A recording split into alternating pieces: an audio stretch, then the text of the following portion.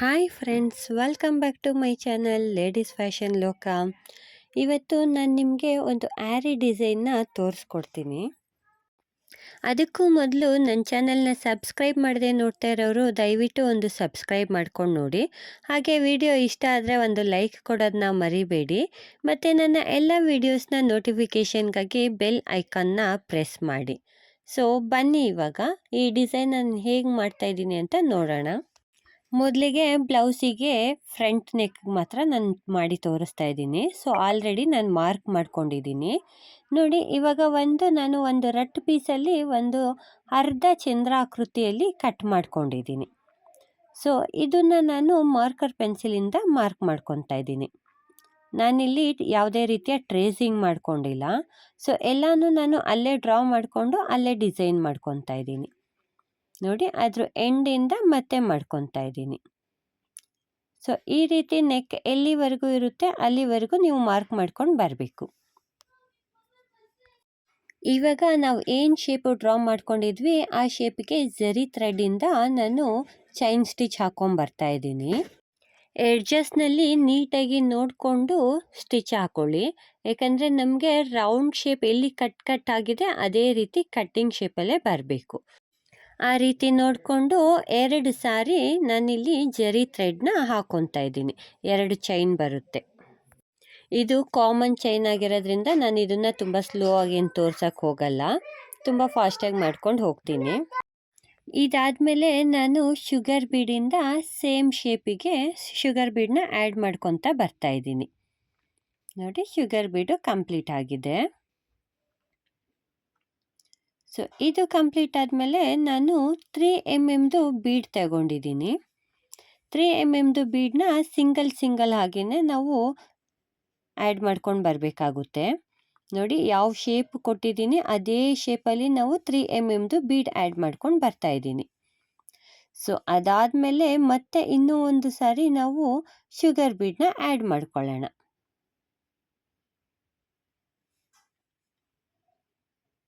ಇದು ತುಂಬ ಕಾಮನ್ನಾಗಿ ಎಲ್ಲರಿಗೂ ಗೊತ್ತಿರೋದ್ರಿಂದ ನಾನು ಅದನ್ನು ತುಂಬ ಸ್ಲೋ ಆಗೇನು ತೋರ್ಸೋಕ್ಕೆ ಹೋಗಿಲ್ಲ ನೋಡಿ. ಇಷ್ಟು ಡಿಸೈನು ರೆಡಿಯಾಗಿದೆ.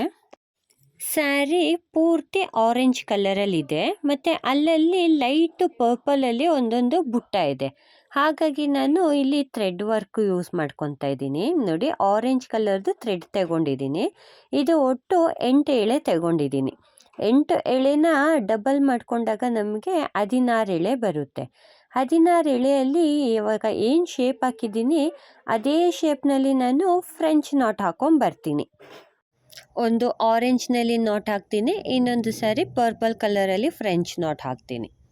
ಸೊ ನೆಕ್ ಪೂರ್ತಿ ನಾವು ಇದೇ ರೀತಿ ಕಂಪ್ಲೀಟ್ ಮಾಡ್ಕೊಂಡು ಬರ್ತೀನಿ ನೋಡಿ. ಪೂರ ನೆಕ್ ಫ್ರೆಂಚ್ ನಾಟ್ ಕಂಪ್ಲೀಟ್ ಆಗಿದೆ. ಸೊ ಇವಾಗ ಇದ್ರ ಫಿನಿಶಿಂಗ್ಗೆ ನಾನು ಮತ್ತೆ ಶುಗರ್ ಬೀಡಿಂದ ಅದೇ ಶೇಪಲ್ಲಿ ಹಾಕ್ಕೊಂಬರ್ತೀನಿ. ಒಂದು ಲೈನ್ ಪೂರ್ತಿ ಶುಗರ್ ಬೀಡನ್ನ ಆ್ಯಡ್ ಮಾಡ್ಕೊಂಬರ್ತೀನಿ. ಮತ್ತು ಇಲ್ಲಿ ಶುಗರ್ ಬೀಡನ್ನ ನಾವು ಫಸ್ಟು ಯಾವ ಶೇಪಲ್ಲಿ ಕಟ್ಟಿಂಗ್ ಕೊಟ್ಟಿದ್ವಿ ಅದೇ ಶೇಪಲ್ಲಿ ಬರೋ ಹಾಗೆ ನಾವು ಶುಗರ್ ಬೀಡನ್ನ ಆ್ಯಡ್ ಮಾಡ್ಕೊಂಡು ಹೋಗಬೇಕು. ಸೊ ಫ್ರೆಂಚ್ ನಾಟು ಕೆಲವೊಂದು ಕಡೆ ಏರುಪೇರಾಗಿದ್ರೂ ಪರವಾಗಿಲ್ಲ, ನಾವು ಶುಗರ್ ಬೀಡಿಂದ ಅದನ್ನ ನೀಟಾಗಿ ಫಿನಿಶಿಂಗ್ ಕೊಟ್ಕೊಬೇಕು ನೋಡಿ. ಕಂಪ್ಲೀಟ್ ಆದಮೇಲೆ ಈ ರೀತಿ ಕಾಣಿಸುತ್ತೆ. ಸೊ ಇವಾಗ ನೆಕ್ಸ್ಟ್ ಡಿಸೈನ್ಗೆ ನಾನು ಏನು ಮಾಡಿದ್ದೀನಿ ಅಂದರೆ ಈ ರೀತಿ ರೌಂಡ್ದು ಸೆಂಟರ್ ಗ್ಯಾಪಿಗೆ ನಾನು ಫ್ಯಾಬ್ರಿಕ್ ಗ್ಲೂ ಹಾಕ್ಕೊತಾ ಇದ್ದೀನಿ. ಸ್ಯಾರಿ ಆರೆಂಜ್ ಕಲರಲ್ಲಿರೋದ್ರಿಂದ ನಾನು ಆರೆಂಜ್ ಕಲರ್ದು ತಿಲಕಂ ಶೇಪಲ್ಲಿರೋ ಕುಂದನ್ ತಗೊತಾ ಇದ್ದೀನಿ. ಸೊ ಅದನ್ನು ಫ್ಯಾಬ್ರಿಕ್ ಗ್ಲೂ ಎಲ್ಲ ಹಾಕ್ಕೊಂಡಿದ್ವಿ ಅಲ್ಲಿ ಸ್ಟಿಕ್ ಮಾಡ್ಕೊತಾ ಇದ್ದೀನಿ ನೋಡಿ. ಇದನ್ನು ಸ್ವಲ್ಪ ಡ್ರೈ ಆಗೋಕ್ಕೆ ಬಿಡೋಣ. ಸೊ ಇವಾಗ ನಾನು ಫಸ್ಟು ಹಾಫ್ದು ಅರ್ಧ ಚಂದ್ರಾಕೃತಿದು ಕಟ್ಟಿಂಗ್ ಏನು ತಗೊಂಡಿದ್ದೆ ಅದರದ್ದು ನಿಮಗೆ ಅಳತೆ ತೋರಿಸಿರಲಿಲ್ಲ, ಹಾಗಾಗಿ ಇವಾಗ ಅಳತೆ ತೋರಿಸ್ತಾ ಇದ್ದೀನಿ ನೋಡಿ. 1 ಇಂಚಿಗೆ 1 ಪಾಯಿಂಟ್ ಅಷ್ಟು ಕಡಿಮೆ ಇದೆ. ಸೊ ಇಷ್ಟು ಉದ್ದ ತಗೊಂಡಿದ್ದೀನಿ ನಾನು. ಮೊದಲಲ್ಲಿ ನಾನು ಇದನ್ನು ತೋರಿಸೋದು ಮರ್ತೋಗಿದ್ದೆ, ಹಾಗಾಗಿ ನಾನು ಇವಾಗ ಇಲ್ಲಿ ತೋರಿಸ್ತಾ ಇದ್ದೀನಿ. ಸೊ ಮತ್ತು ಇದನ್ನು ನೋಡಿ, ಹಾಫ್ ಉದ್ದ ಏನಿದೆ ಅದು 1/2 ಇಂಚಿಗಿನ್ನ 2 ಪಾಯಿಂಟು ಕಡಿಮೆ ಇದೆ. ಸೊ ಇವಾಗ ಇದನ್ನೇ ನಾನು ಇಲ್ಲಿ ಉಲ್ಟಾ ಮಾಡ್ಕೊಂಡಿದ್ದೀನಿ. ಉಲ್ಟಾ ಮಾಡಿಕೊಂಡು ಇಲ್ಲಿ ನೋಡಿ ಮಾರ್ಕ್ ಕಾಣಿಸ್ತಾ ಇದೆಯಾ, ಈ ಮಾರ್ಕ್ನ ನಾನು ಅಳತೆ ಮಾಡ್ಕೊತೀನಿ. ಸೊ ಇದೇನಕ್ಕೆ ಅಂತ ನಿಮಗೆ ನೆಕ್ಸ್ಟು ಹೇಳ್ಕೊಡ್ತೀನಿ. ಇದು ಫಸ್ಟು ನೆಕ್ ಡಿಸೈನ್ ಹಾಕಲಿಕ್ಕೆ. ನೋಡಿ ಈ ಕಟ್ಟಿಂಗ್ ಏನು ಮಾಡಿಕೊಂಡಿದ್ದೀನಿ ಸ್ಟಾರ್ಟಿಂಗ್ನಲ್ಲಿ ನಾನು ಜರಿ ಥ್ರೆಡಲ್ಲಿ ಚೈನ್ ಹಾಕಿದ್ನಲ್ಲ, ಸೊ ಆ ಡಿಸೈನ್ಗೆ ಕಟ್ ಮಾಡ್ಕೊಂಡಿರೋ ಸೈಜ್ ಇದು. ಸೊ ಅದನ್ನೇ ನಾನು ಉಲ್ಟಾ ಮಾಡಿಕೊಂಡು ಇಲ್ಲಿ ನಾನು ಏನು ಮಾಡಿದ್ದೀನಿ ಅಂದರೆ ಅರ್ಧ ಇಂಚು ನೋಡಿ ಬ್ಲರ್ ಆಗಿದೆ. ಸೊ ಇವಾಗ ನೋಡಿ ನೀಟಾಗಿ ಕಾಣಿಸ್ತಾ ಇದೆ. ಸೊ ಇಲ್ಲಿ ಮಾರ್ಕ್ ಮಾಡಿದ್ದೀನಲ್ಲ, ನಿಮಗೆ ಗೊತ್ತಾಗಲಿ ಅಂತ ತೋರಿಸ್ತಾ ಇದ್ದೀನಿ. ನೋಡಿ ಕರೆಕ್ಟಾಗಿ 1/2 ಇಂಚಿಗೆ ಮಾರ್ಕ್ ಮಾಡ್ಕೊಂಡಿದ್ದೀನಿ. ಇಷ್ಟು 1/2 ಇಂಚಿಗೆ ಮಾರ್ಕ್ ಮಾಡಿಕೊಂಡು ಇದನ್ನು ನಾನು ಏನು ಮಾಡ್ತೀನಪ್ಪ ಅಂದರೆ ಈ 2 ಕುಂದನಿದ ಸೆಂಟರ್ ಗ್ಯಾಪ್ ಏನಿದೆ ಅಲ್ಲಿಗೆ ಮಾರ್ಕ್ ಮಾಡ್ಕೊತೀನಿ. ನೋಡಿ ಆ ಕಡೆ ಒಂದು ಈ ಕಡೆ ಒಂದು ಕುಂದನಿದೆ. ಸೊ ಅದಕ್ಕೆ ನಾನು ಈ ಕಟ್ಟಿಂಗ್ದು ಪೂರ್ತಿ ಮಾರ್ಕ್ ಮಾಡ್ಕೊಳ್ಳಲ್ಲ. 1/2 ಇಂಚು ಇವಾಗ ನಾನು ಮಾರ್ಕ್ ತೋರಿಸಿದ್ನಲ್ಲ, ಆ ಮಾರ್ಕಷ್ಟು ಮಾತ್ರ ಮಾರ್ಕ್ ಮಾಡ್ಕೊತಾ ಇದ್ದೀನಿ ಈ ರೀತಿ. ಸೊ ಇದೇ ರೀತಿ ನೀವು ಎಲ್ಲ ಕುಂದನ್ ಸೆಂಟರಿಗೂ ಮಾರ್ಕ್ ಮಾಡ್ಕೊಳ್ತಾ ಹೋಗಬೇಕು. ಮತ್ತು ಇಲ್ಲಿಗೆ ನಾನು 3 mm ಬೀಡ್ ಯೂಸ್ ಮಾಡ್ತಾ ಇದ್ದೀನಿ. ಸೊ ನಾವು ಏನು ಗ್ಯಾಪು ಮಾರ್ಕ್ ಮಾಡಿದ್ದೀವಿ ಆ ಗ್ಯಾಪಿಗೆ ಕರೆಕ್ಟಾಗಿ 6 3 mm ಬೀಡು ಫಿಟ್ ಆಗುತ್ತೆ. ನೋಡಿ ಕರೆಕ್ಟಾಗಿ ಫಿಟ್ ಆಗುತ್ತೆ. ಕೊನೆಯಲ್ಲಿ ಒಂದು ಲಾಕ್ ಮಾಡ್ಕೊತಾ ಇದ್ದೀನಿ. ಸೊ ಇವಾಗ ಇದ್ರ ಸೆಂಟರ್ನಲ್ಲಿ ನಾನು ಏನು ಮಾಡ್ತೀನಿ ಅಂದರೆ ಮತ್ತೆ 3 mm ಬೀಡೆ ತಗೊಂಡಿದ್ದೀನಿ ನಾನಿಲ್ಲಿ. ಸೊ ಇದು ಫ್ಲವರ್ ಶೇಪಲ್ಲಿ, ಏನು ಡಿಸೈನ್ ಹೇಳ್ತಾರೆ ಅಂತ ನನಗೆ ಕರೆಕ್ಟಾಗಿ ನೆನಪಾಗ್ತಾ ಇಲ್ಲ. ಸೆಂಟರ್ನಲ್ಲಿ ಒಂದು ಬೀಡಿಟ್ಟು ಅದ್ರ ಸುತ್ತ ಉಳಿದಿದ್ದ ಬೀಡನ್ನ ರೌಂಡು ಬೇಕಂದರೆ ಮಾಡ್ಕೊಬೋದು. ಇಲ್ಲಾಂದರೆ 3 mm ಬೀಡನ್ನ ಫಸ್ಟು ಡೈರೆಕ್ಟಾಗಿ 3 ಲೈನ್ ಆಗಿ ಇಟ್ಕೊಂಬಿಟ್ಟು ಆ ಕಡೆ 2 ಈ ಕಡೆ 2 ಆ ರೀತಿ ಫಿಲಪ್ ಮಾಡ್ಕೊಬೇಕು. ಸೊ ಇದು ರೌಂಡ್ ಶೇಪಲ್ಲಿ ಕಂಪ್ಲೀಟ್ ಆಗುತ್ತೆ.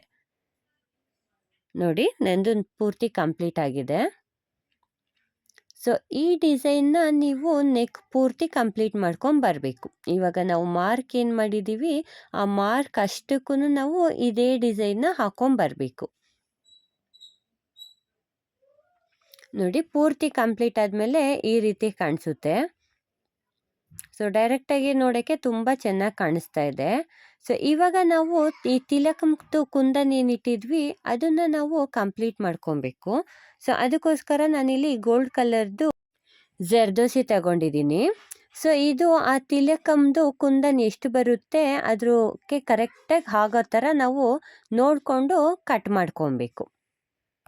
ನೋಡಿ ಈ ರೀತಿ ಇಟ್ಕೊಳ್ಳಿ. ಸೊ ಇದು ಅಳತೆ ನಮಗೆ ಗೊತ್ತಾಗಲ್ಲ. ಸೊ ಇದಕ್ಕೆ ಯಾವುದೇ ರೀತಿ ಅಳತೆ ಇರಲ್ಲ. ಸೊ ಕರೆಕ್ಟಾಗಿ ಕುಂದನಿಗೆ ಕಂಪ್ಲೀಟ್ ಆಗುವಷ್ಟು ನಾವು ಮಾರ್ಕ್ ಮಾಡಿಕೊಂಡು ಅದನ್ನು ಅಲ್ಲಿಗೆ ಕಟ್ ಮಾಡ್ಕೊಬೇಕು. ಸೊ ಎಲ್ಲ ಮತ್ತು ಜರ್ದೋಸಿನ ಅದೇ ಅಳತೆಗೆ ಕಟ್ ಮಾಡ್ಕೊಂಡು ಇಟ್ಕೊಬೇಕು ನಾವು. ನೋಡಿ ಅಳತೆ ಮಾಡಿ ಕಟ್ ಮಾಡ್ಕೊತಾ ಇದ್ದೀನಿ. ಒಂದು ಸ್ಮಾಲ್ ನೀಡಲ್ಗೆ ನಾನು ಗೋಲ್ಡ್ ಕಲರ್ದು ಥ್ರೆಡ್ ಹಾಕ್ಕೊತಾ ಇದ್ದೀನಿ. ನಾರ್ಮಲ್ ಕಾಟನ್ ಅಥವಾ ಪಾಲಿಸ್ಟರ್ ಥ್ರೆಡ್ ತಗೊಳ್ಳಿ ಇದಕ್ಕೆ. ಸೊ ತಿಲಕಂದು ತುದಿ ಏನಿದೆ ಅಲ್ಲಿಗೆ ಕೆಳಗಡೆಯಿಂದ ನೀಡಲಿಂದ ಥ್ರೆಡ್ನ ಮೇಲ್ಗಡೆ ತಗೊತೀನಿ. ನೋಡಿ ಈ ರೀತಿ ತಗೊಂಡು ಸೊ ನೀಡಲ್ಗೆ ಇವಾಗ ನಾನು ಜರ್ದೋಸಿನ ಪೋಣಿಸ್ಕೊತೀನಿ ಈ ರೀತಿ. ಸೊ ಇಲ್ಲಿ ನೀವು ನೋಡ್ಕೊಬೇಕು ಥ್ರೆಡ್ಗೆ ಎಲ್ಲೂ ಸಿಗಾಕೊಂಬಾರ್ದು ಜರ್ದೋಸಿ. ಆ ರೀತಿ ಈಸಿಯಾಗಿ ಮೂವ್ ಮಾಡ್ಕೊಳ್ಳಿ. ಮತ್ತು ಅದನ್ನು ತಿಲಕದು ಕುಂದನ್ ಶೇಪ್ ಏನಿದೆ ಆ ಶೇಪಿಗೆ ಇಟ್ಕೊಂಡು ಫಸ್ಟ್ ನೀಡಲ್ನ ಎಲ್ಲಿ ಎತ್ತಿದ್ವಿ ಅಲ್ಲೇ ನೀಡಲ್ನ ಕೆಳಗಡೆಗೆ ಹಾಕ್ಕೊಬೇಕು, ಕ್ಲಾತದು ಕೆಳಗಡೆಗೆ. ನೋಡಿ ಫಸ್ಟು ಹಾಕಿದ್ನಲ್ಲ, ಸೊ ಅದ್ರ ತುದಿಗೆ ಇದನ್ನು ಹಾಕ್ಕೊಬೇಕು ಕೆಳಗಡೆಗೆ. ಸೊ ಆವಾಗ ನಮಗೆ ಆ ಕುಂದಂದು ಶೇಪ್ ಹೇಗಿದೆ ಅದೇ ಶೇಪಲ್ಲಿ ಜರ್ದೋಸಿ ಫಿಟ್ ಆಗುತ್ತೆ. ನೋಡಿ ಕುಂದನ್ ಶೇಪಲ್ಲೇ ಇದೆ. ಸೊ ಇವಾಗ ನಾನು ಇದನ್ನು ಏನು ಮಾಡ್ತೀನಿ ಅಂದರೆ ಲಾಕ್ ಮಾಡ್ಕೊತೀನಿ. ಸೊ ಜರ್ದೋಸಿ ಪಕ್ಕದಲ್ಲಿ ನೀಡಲ್ ತಗೊಂಡು ಒಂದು ಸೈಡ್ ನೀಡಲ್ ತಗೊಂಡು ಜರ್ದೋಸಿ ಮೇಲ್ಗಡೆಯಿಂದ ಹಾಕಿ ಮತ್ತೆ ಬಟ್ಟೆ ಒಳಗಡೆಗೆ ನೀಡಲ್ನ ಚುಚ್ಕೊತೀನಿ. ಸೊ ಆವಾಗ ಯಾವುದೇ ಕಾರಣಕ್ಕೂ ಜರ್ದೋಸಿ ಅಲ್ಲಾಡೋದಾಗಲಿ ಬಿಚ್ಕೊಳ್ಳೋದಾಗಲಿ ಆ ರೀತಿ ಆಗಲ್ಲ. ನೋಡಿ ಜರ್ದೋಸಿದು 3 ಸೈಡಲ್ಲಿ ನಾನು ಲಾಕ್ ಮಾಡ್ಕೊತೀನಿ. ಲೆಫ್ಟು, ರೈಟು ಮತ್ತು ಸೆಂಟರ್ನಲ್ಲಿ ಲಾಕ್ ಮಾಡ್ಕೊತೀನಿ. ಸೊ ನೋಡಿ ಆವಾಗ ಜರ್ದೋಸಿ ಯಾವುದೇ ಕಾರಣಕ್ಕೂ ಸ್ವಲ್ಪ ಕೂಡ ಅಲ್ಲಾಡಲ್ಲ. ಸೊ ಇದನ್ನು ನೀವು ಬೇಕಂದರೆ ಆ್ಯರಿ ನೀಡಲಲ್ಲಿ ಬೇಕಂದ್ರೂ ನೀವು ಜರ್ದೋಸಿನ ಹಾಕೊಬೋದು. ಆ್ಯರಿ ನೀಡಲ್ಲಿ ಪ್ರಾಕ್ಟೀಸ್ ಇರೋರು ಆ್ಯರಿ ನೀಡಲಲ್ಲಿ ಹಾಕ್ಕೊಳ್ಳಿ. ಇಲ್ಲ ನಮಗೆ ಅದರಲ್ಲಿ ಪ್ರಾಕ್ಟೀಸ್ ಇಲ್ಲ ಅನ್ನೋರು ನಾರ್ಮಲ್ ನೀಡಲಲ್ಲಿ ಕೂಡ ಈ ರೀತಿ ಹಾಕೊಬೋದು. ನೋಡೋಕ್ಕೆ ಏನು ಡಿಫ್ರೆನ್ಸ್ ಕಾಣಿಸಲ್ಲ, ನೀಟಾಗಿ ಕಾಣಿಸುತ್ತೆ. ನೋಡಿ ನಾನಿಲ್ಲಿ 3ನೇ ಸ್ಟಿಚ್ ಹಾಕೊತಾ ಇದ್ದೀನಿ.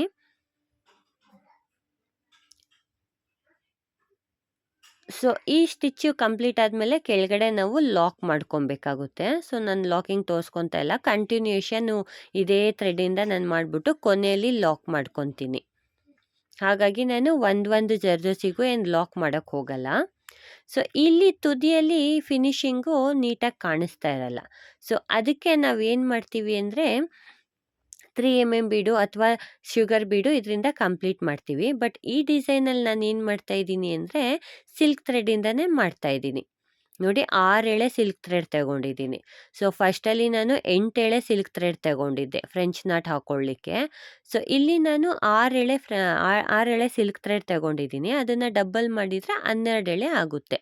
ಸೊ ತುದಿಯಲ್ಲಿ ಎಡಕ್ಕೊಂದು ಬಲಕ್ಕೊಂದು ಸ್ಮಾಲ್ ಆಗಿರೋ ಫ್ರೆಂಚ್ ನಾಟ್ ಹಾಕ್ಕೊತಾ ಇದ್ದೀನಿ. ಒಂದೇ ಲೆವೆಲಲ್ಲಿ 2 ಫ್ರೆಂಚ್ ನಾಟ್ ಬರಬೇಕು. ಸೊ ಅದೆರಡಕ್ಕೂ ಸೆಂಟ್ರಲ್ಲಿ ಕುಂದಂದು ತುದಿ ಬರೋ ಹಾಗೆ ನಾವು ನೋಡ್ಕೊಬೇಕು. ಆವಾಗ ಮಾತ್ರ ಜರ್ದೋಸಿದು ಕೊನೆಯಲ್ಲಿ ಫಿನಿಶಿಂಗು ನೀಟಾಗಿ ಕಂಪ್ಲೀಟ್ ಆಗಿರೋ ರೀತಿ ಕಾಣಿಸುತ್ತೆ. ನೋಡಿ 2 ಫ್ರೆಂಚ್ ನಾಟ್ ಹಾಕ್ಕೊಂಡೆ. ಸೊ ಇಲ್ಲಿ ನಾವು 8 ಎಳೆ ತಗೊಂಡ್ರೆ ತುಂಬ ದಪ್ಪದಾಗಿ ಕಾಣಿಸುತ್ತೆ. ಹಾಗಾಗಿ ನಾನು 6 ಎಳೆ ಮಾತ್ರ ತಗೊಂಡಿದ್ದೀನಿ. ಇವಾಗ ಇದೆರಡು ಮಧ್ಯಕ್ಕೆ 2 ಫ್ರೆಂಚ್ ನಾಟ್ ಏನು ಹಾಕಿದ್ವಿ ಅದೆರಡು ಫ್ರೆಂಚ್ ನಾಟ್ ಮಧ್ಯಕ್ಕೆ ಇನ್ನೊಂದು ಸಿಂಗಲ್ ಫ್ರೆಂಚ್ ನಾಟ್ ಹಾಕ್ಕೊತಾ ಇದ್ದೀನಿ. ಅದು ಟ್ರಯಾಂಗಲ್ ಶೇಪಲ್ಲಿ ಬರುತ್ತೆ ಫ್ರೆಂಚ್ ನಾಟ್. ಇವಾಗ ನೋಡಿ ನೋಡೋಕ್ಕೆ ಎಷ್ಟು ನೀಟಾಗಿ ಕಾಣಿಸ್ತಾ ಇದೆ. ಸೊ ಯಾವುದೇ ಎಲ್ಲೂ ಗ್ಯಾಪ್ ಆಗ್ತಾ ಇಲ್ಲ. ಸೊ ಎಲ್ಲ ಕುಂದನ್ಗೂ ನೀವು ಇದೇ ರೀತಿ ಜರ್ದೋಸಿ ಮತ್ತು ಅದರ ಫಿನಿಶಿಂಗ್ಗೆ ಫ್ರೆಂಚ್ ನಾಟಿಂದ ಕಂಪ್ಲೀಟ್ ಮಾಡ್ಕೊಬೇಕು. ಸೊ ಇದೆಲ್ಲ ಕಂಪ್ಲೀಟ್ ಆದಮೇಲೆ ನೋಡಿ ಈ ರೀತಿ ಕಾಣಿಸುತ್ತೆ. ನಮಗೆ ಎಲ್ಲೂ ಕೂಡ ಅರ್ಧಂಬರ್ಧ ಆಗಿರೋ ರೀತಿ ಕಾಣಿಸಲ್ಲ. ಸೊ ನೀಟಾಗಿ ಒಂದು ಫಿನಿಶಿಂಗ್ ಬರುತ್ತೆ. ನೋಡಿ ನೆಕ್ ಪೂರ್ತಿ ಕಂಪ್ಲೀಟ್ ಆಗಿದೆ. ಸೊ ಈ ಡಿಸೈನ್ನ ನಾನು ಇಷ್ಟಕ್ಕೆ ಸ್ಟಾಪ್ ಮಾಡ್ತಾ ಇದ್ದೀನಿ. ಮತ್ತೆ ಕಂಟಿನ್ಯೂಷನ್ ಮಾಡ್ಬೋದು, ಬಟ್ ಈ ಡಿಸೈನ್ ಇಷ್ಟೇ ಸಾಕು ಅಂತ ಹೇಳಿರೋದ್ರಿಂದ ನಾನು ಈ ಡಿಸೈನ್ನ ಇಷ್ಟಕ್ಕೆ ಎಂಡ್ ಮಾಡ್ತಾ ಇದ್ದೀನಿ. ಸೊ ಇದ್ರದ್ದು ಬ್ಯಾಕ್ ನೆಕ್ ಹೇಗೆ ಮಾಡಿದ್ದೀನಿ ಅಂತ ತೋರಿಸ್ತೀನಿ ಬನ್ನಿ. ನೋಡಿ ಫ್ರಂಟ್ ನೆಕ್ ಹೇಗಿತ್ತು ಡಿಟ್ಟೋ ಹಾಗೆಯೇ ನಾನು ಬ್ಯಾಕ್ ಡಿಸೈನ್ನ ಮಾಡಿದ್ದೀನಿ. ನೋಡಿ ಎಷ್ಟು ನೀಟಾಗಿ ಫಿನಿಶಿಂಗ್ ಬಂದಿದೆ.